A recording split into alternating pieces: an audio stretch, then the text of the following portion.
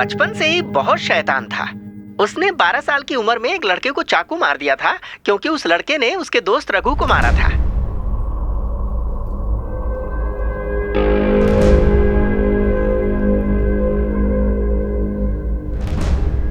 उस हादसे के बाद रघु वहां से भाग गया और रिची को बच्चों के रिमांड होम में भेज दिया गया। और फिर उसके बाद क्या हुआ? 8 साल बाद ये रिची रिमांड होम से छूट कर आया। फिर वो माल पे चला आया। बाद में वो रघु को ढूंढता रहा, लेकिन रघु का कुछ भी पता नहीं चला। तो रघु को रिची के बारे में कैसे पता चला? अब ये तो मुझे भी नहीं पता, क्योंकि तब तक मैं मुंबई जा चुका था। दरअसल मैं मुंबई गया था काजू का सैंपल दिखाने। वहाँ का कोई ठेकेदार हमसे काजू खरीद कर विदेशों में एक्सपोर्ट करता था। उसी सिलसिले में मैं उससे मिला था। रघु ने ही उस तक हमें पहुँचाया था। एक दिन क्या हुआ, हम सब एक लेडीज बार में खाना खाने गए थे, जहाँ हमें रघु दिखा। वो वहाँ मुंबई में क्या कर रहा था? वो यही कोई 13-14 साल का था जब यहाँ से भागकर मुंबई गया। वो मुंबई के पोर्ट के पास एक छोटी सी नौकरी करने लगा। कुछ ही दिनों बाद वो वहाँ पे कैशियर बन गया, क्योंकि वो हिसाब में काफी तेज था। फिर वो पोर्ट के ही आसपास छोटी मोटी स्मगलिंग करके अच्छा पैसा कमाने लगा। एक दिन क्या हुआ, एक नेवी ऑफिसर से उसने झगड़ा कर लिया और उसका सिर फोड़ दिया। फिर वो नेवी ऑफिसर मर गया। फिर रघु को अपने बचाव के लिए दूसरे गैंग का सहारा लेना पड़ा। फिर वो उसके चंगुल में ऐसा फंसा कि कभी नहीं निकल पाया। 15 सालों में कभी उसे ऐसा नहीं लगा कि घर वापस जाना चाहिए? क्या कह रही हैं आप? यहाँ की बुरी यादों में लौटकर वो आखिर करता भी क्या? हालांकि मैडम, ऐसा नहीं था कि वो मुंबई में बहुत खुश था। फिर भी आदमी कितना भी कोशिश कर ले, लेकिन अपनी पुरानी यादों से पीछा नहीं छुड़ा पाता। अरे रे, ये क्या कर रही हैं आप? पैसे मुझे नहीं चाहिए। नहीं, मैं सिर्फ नोट लिख रही थी। ये बताइए, वो मुंबई में किस बार में काम करता था? दरअसल मुंबई में कुछ ही ऐसे लेडीज बार हैं जहां मैं जाता था, लेकिन अभी कुछ याद नहीं आ रहा है। याददाश्त काफी कमजोर हो गई है। अरे हाँ, उस लेडीज बार का नाम रूपा था। ओके। हाँ, रूपा, कंफर्म। आप उससे आखिरी बार कब मिले थे? तकरीबन 1 साल पहले। वो उस रात नशे में सारी रात बोलता रहा। मैंने जब उसके पापा की मौत के बारे में उसे बताया तो वो काफी निराश हो गया।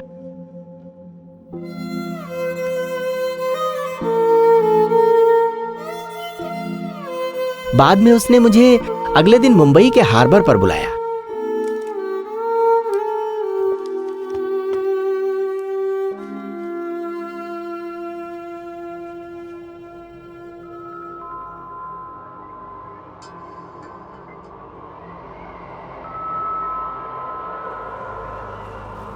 ये सब कैसे हुआ?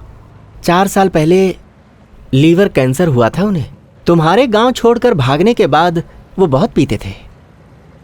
और माँ? वो ठीक है, लेकिन उनसे मिले भी काफी समय हो गया।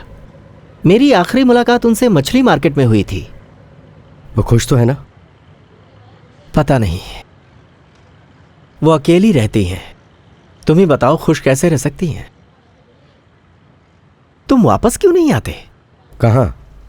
मालपे में? वहां आके करूंगा क्या? तुम वहां कोई धंधा कर सकते हो। ये इतना आसान नहीं है। अगर मैंने मुंबई छोड़ा तो वो मुझे नहीं छोड़ेंगे। कौन? जिनके लिए मैं काम करता हूं, उनके काफी राज जान चुका हूं मैं।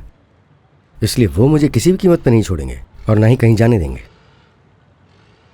तो फिर तुम अपनी माँ को यहीं लेकर आ जाओ।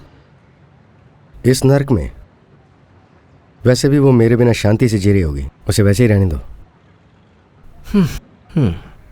और बाकी सब कैसे हैं? और लोग मतलब? रिची?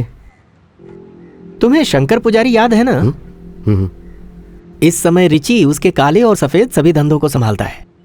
वो भी काफी बदमाश है। कई साल रिमांड होम में गुजारे, फिर भी नहीं सुधरा।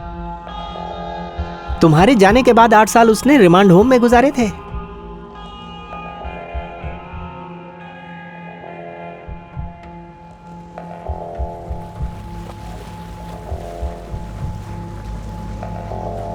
ये लो पैसे।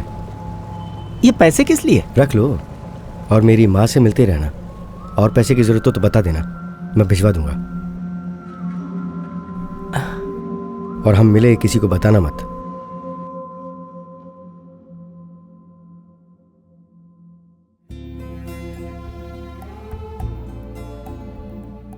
फिर कुछ दिनों तक उसके बारे में कुछ भी पता नहीं चला। उसके बाद उसने इस हादसे से 2 हफ्ते पहले मुझे फोन किया। वो अपनी माँ के साथ इस देश को छोड़कर भागना चाहता था। उसने मुझसे कहा था कि वो पैसों का इंतजाम होते ही मुझे फोन करेगा। हेलो, मैं माल पे वापस आ रहा हूँ। मेरे ठहरने का इंतजाम कर देना। मेरे आने के बारे में किसी को बताना मत। पैसों का इंतजाम हो गया है।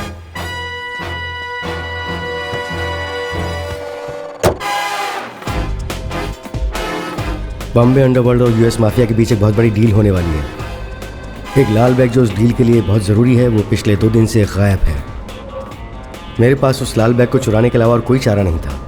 मुझे पता है वो मुझे छोड़ेंगे नहीं। वो मुझे ज़रूर ढूंढ निकालेंगे।